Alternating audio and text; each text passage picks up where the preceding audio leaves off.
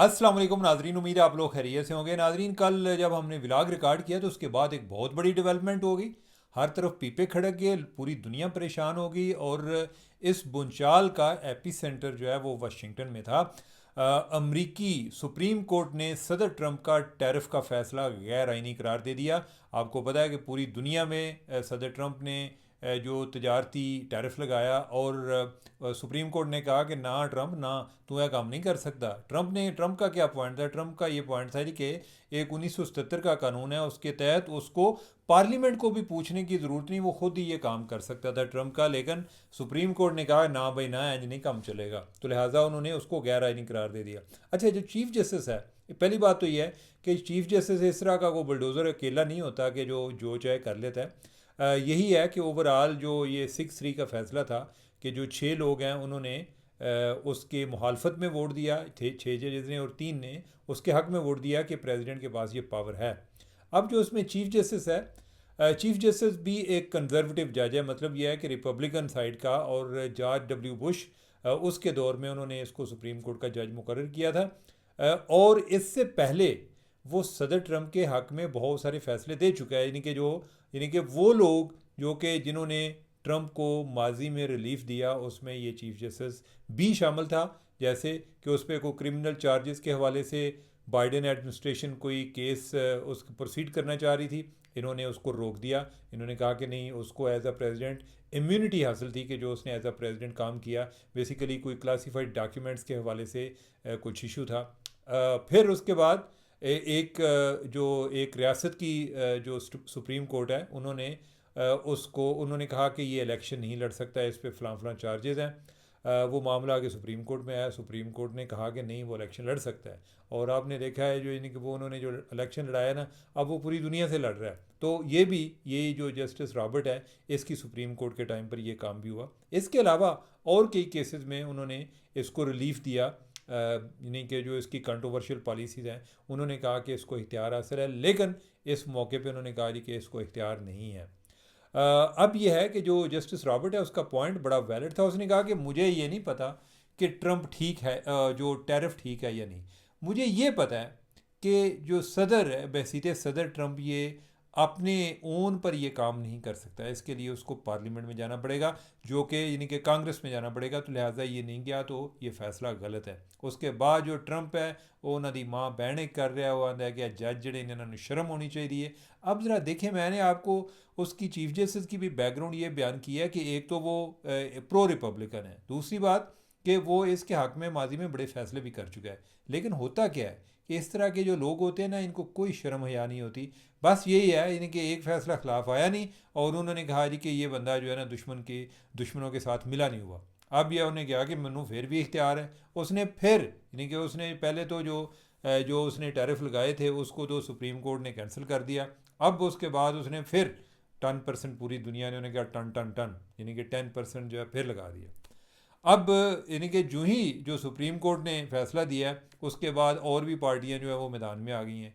उनकी जो business community है वो भी आ गई है। वो ख़ास तौर पे वो जो चीज़ें, जो इम्पोर्टर हैं, जो बैरून मुल्क से चीज़ें मंगवाते हैं, जो कि अमेरिका में ज़रूरत होती है, तो वो टैरिफ पे कर रहे हैं। वो आंदे ने साढ़ा आके इतने रख के नहीं, साढ़े पैसे वापस करो। अब तो सुप्रीम कोर्ट का फैसला आ गया, ट्रंप की जान को बनी हुई है।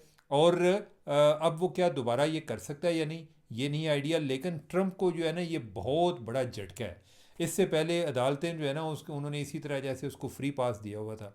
लेकिन नाजरीन क्या करें, यानी कि हम तो अपने मुल्क को रोते रहते हैं। मैं तो जिधर भी देखता हूँ ना पूरी दुनिया में, कई दफ़ा मेरा दिल करता है कि तुहानू पूरी दुनिया की तरह सैर करा विलाग के ज़रिए। मतलब जिस तरह मैं खुद पढ़ के करता हूँ, तो आपको भी विलाग के ज़रिए उसकी मैं सैर कराऊँ। अभी हमारे जो प्रेसिडेंट शी हैं, यानी कि उन्होंने कई ही फ़ारग कर दिए हैं। यानी कि कोई 4-5 जर्नैल जो हैं उन्होंने फ़ारग कर दिए हैं।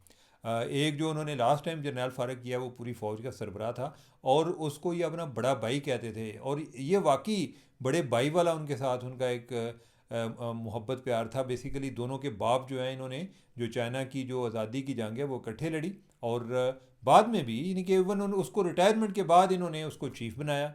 और ये उनका बड़ा एतमाद का आदमी था। लेकिन जो फ़ारग की था, तो वो किसी मीटिंग में जा रहा था, वो मीटिंग में नहीं पहुंच पाया। तो अभी तक वो कोई चार पाँच पाँच जो जर्नल हैं वो फ़ारग कर चुके हैं। बल्कि जो उनकी मेन सबसे बड़ी कमेटी है, जिसमें जर्नैल बैठते हैं, उसमें एक के अलावा जो कि प्रेसिडेंट शी के साथ होता है, उसके अलावा कोई और अब जर्नैल उधर नहीं रह गया।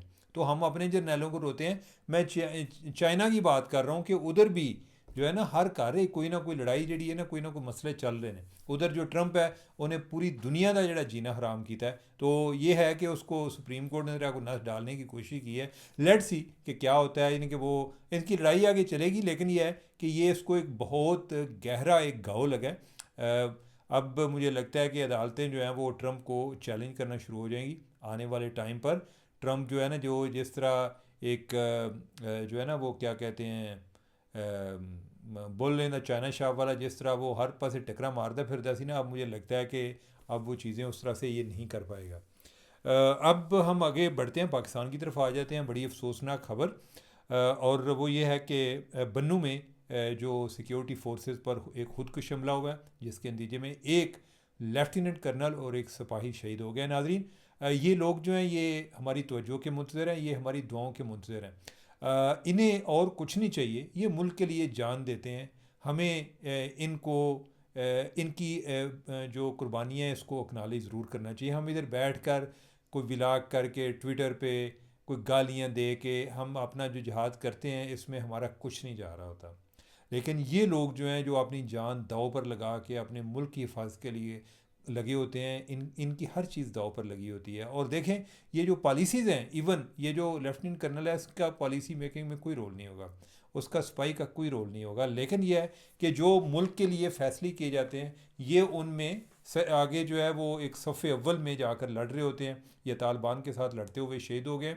और ये इस चीज़ की एक जो एक याद दहानी भी है कि ये लड़ाई हमारी एक ज़रूरत की लड़ाई है। ये कोई ऐसी कोई एक फॉर द सेक ऑफ फ़न लड़ाई नहीं है। ये हमें इन तालिबान को ख़त्म करना पड़ेगा और इसके अलावा हमारे पास ऑप्शन नहीं है। हमारी जो अफ़गानिस्तान के साथ भी मसाइल चल रहे हैं वो इसी वजह से चल रहे हैं। और मैं इसके साथ दुआ गो हूँ। बलूचिस्तान में हमारे कुछ सिपाही अगवा हुए हुए हैं। उधर कई लोग जो हैं वो एक स्टेट ऑफ डिनाइल में हैं, कोई लोग जो हैं वो उस पर जश्न मना रहे हैं। ये दोनों रवैये जो हैं वो काबिल मज़म्मत हैं। जब आप एक हालत जंग में होते हैं, ये कोई इधर तालिबान के टाइम पर भी, जब टीटीपी में भी, पहले भी हमारे इधर भी कोई फ़ौजी बाज़ माजी में अगवा हो गए, ये कोई ऐसी अनहोनी चीज़ नहीं है। जब आप एक आपका एक दुश्मन से वास्ता होता है तो आप भी उनको मारते हैं, तो बाज़ वो भी आपके को बंदे पकड़ लेते हैं। ये हम उनके लिए दुआ गो हैं, उनकी एक बाजियाबी के लिए, और अल्लाह ताला उनको बहफाजत और ज़िंदा वापस लेकर आए।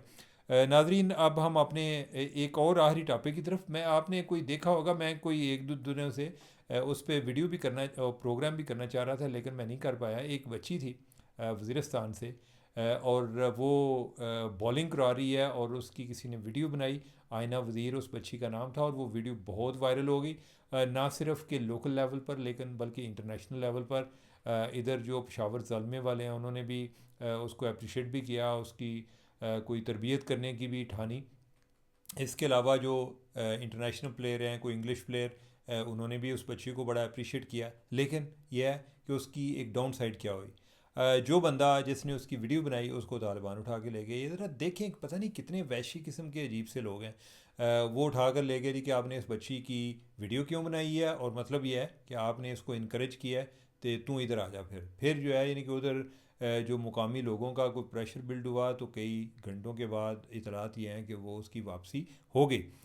लेकिन ये बड़ा ही अफसोसनाक है। ये लोग जो हैं ये हमारे मुस्तकबिल का फ़ैसला करते हैं, हम इनको अपने मुस्तकबिल का फ़ैसला नहीं करने देंगे। और इसीलिए हमारी ये लड़ाई भी चल रही है। इसीलिए हमारे लोग जो हैं, हमारे जो फ़ौज के जवान हैं, जो अफसरान हैं, वो अपनी जानों के नजराने भी पेश कर रहे हैं। तो ये इस तरह की आज़ादी हासिल करना ये कोई आसान काम नहीं होता। इसलिए आप ज़रा अंदाज़ा लगाएं कि जब पाकिस्तान भी बना था तो वो कोई इतना आसान काम नहीं था। उसके लिए भी बड़ियाँ कुर्बानियाँ दी गई थी। अभी जब आपको आज़ादी मिल जाती है ना, फिर उस आज़ादी को बरकरार रखने के लिए भी आपको चौकन्ना रहना पड़ता है, उसके लिए आपको कुर्बानियाँ देनी पड़ती हैं। तो जो लोग कुर्बानियाँ देते हैं उनसे बढ़कर एक हुब्बुल वतनी का सबूत कोई नहीं हो सकता। किसी उनकी कोई अपनी ज़ाती लड़ाई किसी के साथ नहीं है। तो ऐसे लोग जो हैं इनको हमें अप्रिशिएट करना चाहिए, एडमायर करना चाहिए, और उनकी इन कुर्बानियों को भी एक्नॉलेज करना चाहिए। तो नाजरीन, आज के लिए इतना ही काफ़ी है। मुझे दें इजाज़त। अल्लाह हाफिज़।